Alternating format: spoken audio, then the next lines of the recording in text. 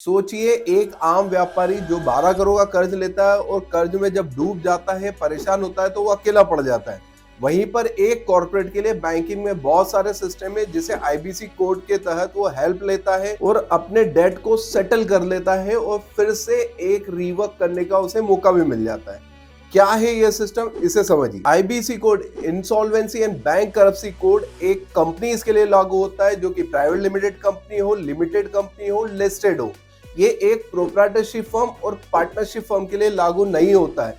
तो एक आम प्रोप्राइटरशिप फर्म या पार्टनरशिप फर्म जो कि छोटे लेवल पर बिजनेस कर रहा है वो इंसॉल्वेंसी घोषित नहीं कर सकता है। एक आम व्यापारी अपने को इन सिस्टम से कैसे बचा सकता है और क्या सॉल्यूशन उसके लिए है।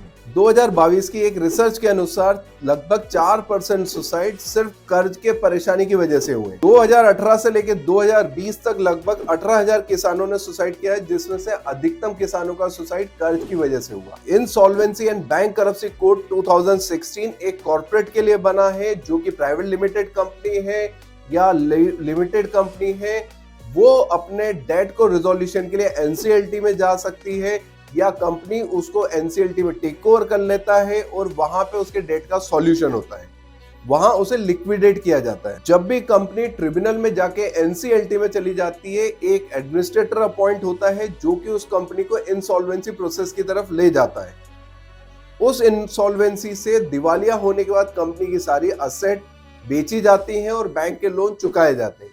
लेकिन ऐसा कोई सिस्टम किसी प्रोप्राइटरशिप फर्म या पार्टनरशिप फर्म या छोटे व्यापारी के लिए नहीं है। 94.5% छोटे व्यापारी आईबीसी के तहत कवर नहीं होते, क्योंकि एक बेसिक कॉन्सेप्ट है कि एक कंपनी है उसे दिवालिया किया जा सकता है, बट एक पर्सनल पर्सन को दिवालिया नहीं किया जा सकता है। एक आम आदमी दिवालिया होके बिक नहीं सकता है, जबकि एक कंपनी दिवालिया होके बिक सकती है।